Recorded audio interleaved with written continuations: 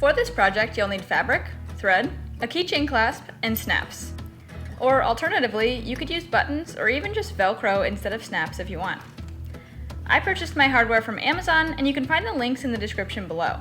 I purchased this set of keychain clasps and this snap kit, which comes with the snaps and everything you need to install them. Both of these items came with multiple metal tones, and I figured I would show them because the metal tones match really well even though they're from totally different sellers. This is something to keep in mind when you order varying sets of hardware. Alright, let's talk about fabric choice. So I'm just using 100% cotton, but any non-stretchy fabric will work. If you're using a patterned fabric, keep in mind the width that you want your lanyard to be. The size I'm showing in this tutorial is only 1.25 inches thick at the end, so you don't want a pattern that's too large because you'll end up with a lot of that getting cut out of view. The dimensions I'll be cutting out of my fabric for this project are 14.5 by 3 inches, which is going to make this Mickey ears holder and would be a great size for a wrist lanyard as well. However, I'm going to cover a lot of options for other sizes right now. If you want to follow along with the exact current size I'm using, now would be a good time to skip ahead. First, let's talk about width options. My hardware is 1.25 inches, however, there are other hardware sizes. You'll want your width dimension of your fabric to be 2 times your hardware width plus 2 times your seam allowance. I'm using a 1/4 inch seam allowance in this tutorial, so that's why I'm making the width of my fabric 3 inches. In case you do go with a different size and want your lanyard narrower or wider, here are the other clasp sizes, which is really the size of the D-ring part, along with the width dimension you should use for your fabric. Now let's talk about the length of fabric you should cut. If you're just using this tutorial for a lanyard, 14.5 works for me. The smallest I would go is about 13.5, which gives around 10 inches to the actual loop part, which fits over my hand. If you want to make sure it will fit around your hand, measure your hand like this and use that dimension plus 3 to 3.5 inches, which ends up in this area here, plus another inch or 2 depending on how easy you want it to slide over your hand.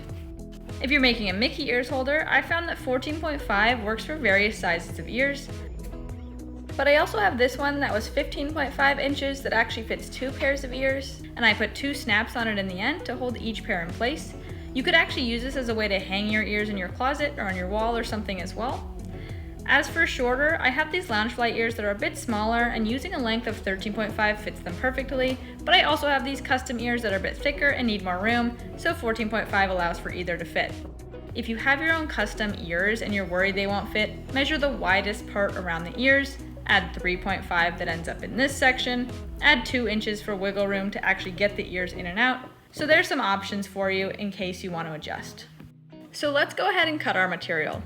Again, I'm cutting 14.5 by 3, and you'll want to center your pattern here.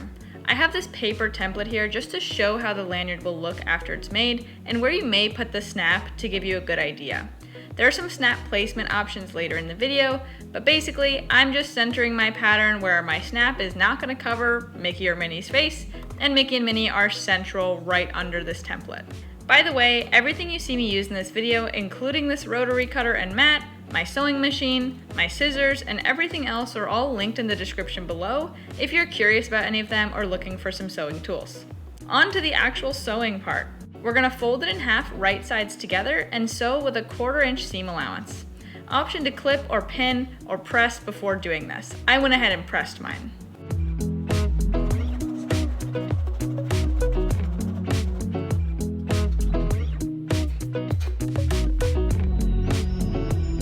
After sewing, press the seam out and press the material flat like this with the seam now in the middle. If you have a pattern, you can take a look and see how well your pattern is centered here.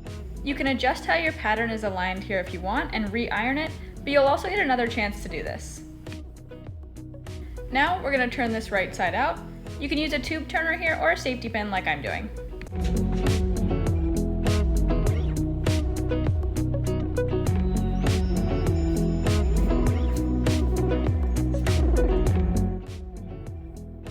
This is optional, but now I'm going to straight stitch along both of the narrow edges.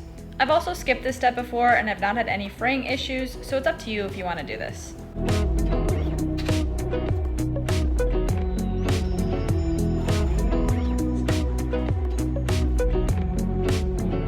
Alright, now for the decorative and structural stitches. I like to do 2 straight stitches down each side, about 1/8 of an inch away from the edge.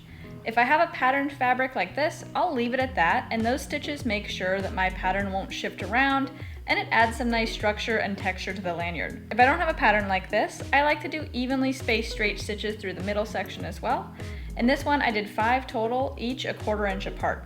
You could do whatever you want here. You could even just do random swirls if you wanted, but I really like the extra level of detail, structure, and texture that it gives the lanyard. After your straight stitches, orient your lanyard with the part you want on the front at the top and press the top edge down towards the seam 1/4 inch.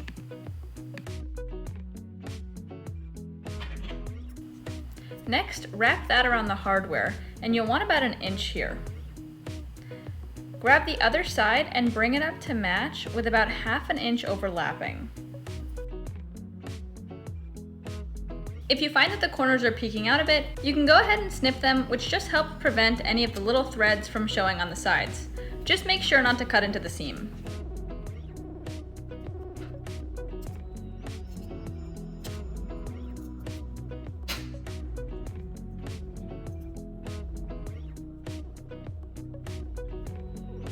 This is what your lanyard should look like right now, and you can go ahead and clip it in place. We're gonna sew straight across, making sure to backstitch at the beginning and end. This is a bit thick, so if you're having issues and your machine isn't moving your fabric, you may need to help it out here a bit. You can always do the first few stitches manually by using the hand wheel and moving the fabric little by little between the stitches. The reason we're sewing about 1 inch away from the hardware is because if you try and go closer, the hardware will likely get in the way of your presser foot and make it very difficult to sew a straight line. If you're just making a lanyard, it's complete. If you want to set it in its place a bit more or flatten out the seam, you can also iron it at this point. If you're making a Mickey ears holder, there's only one step left, which is adding the snaps. First, put your ears in and mark out where you want the snap. There are 2 options here. You could put the snap at the bottom and have your ears hang low like this, and they'll likely swing around a bit when you walk, or put it at the top and your ears will hang much closer to your backpack and won't swing around as much. I actually prefer this option. Whichever you choose, you'll want your snap around 2 to 2.5 inches away from either the stitching on the top or the fold on the bottom, but you can also mark it yourself where you want it. Now use a hole punch or scissors, my snap kit came with a hole punch, to make a hole in both layers, top and bottom. My tip here is that even if your hole punch can't actually get through both layers of fabric, go ahead and try and punch through both anyways, and it'll make an indent on both, so that way you can go back and redo both of them separately, but make sure they're actually lined up between the 2 layers. Now you can follow the instructions that came with your snap kit to go ahead and attach the snap. Most snaps work like this, where they have a front piece and a back plate, and they come with tools to hammer them and link them together.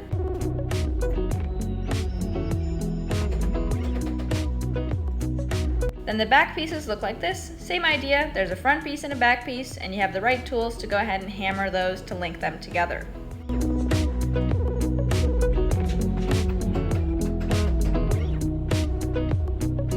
If your snaps don't click together at this point, that usually just means you need to go back and hammer the front piece a bit more. If you're going for the double Mickey ears holder, you can go ahead and add a second snap now.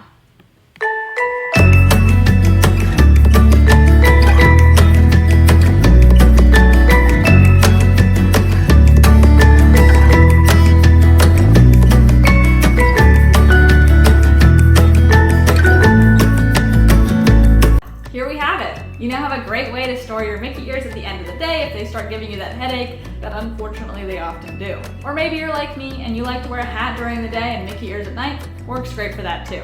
I hope this was helpful. If you liked it, go ahead and give it a like and subscribe if you want to see more sewing videos and follow along in this Sewing Disney series. I haven't forgot about the giveaway, so let's talk about that. If you win, you get to let me know what you want, whether it's a lanyard or a Mickey ears holder, and what color hardware you want. All you have to do to enter is write a comment below suggesting a future video that you would like to see on my channel. I'll be picking the winner in 10 days. More details in the description below. Thanks for watching, and I'll see you in the next one.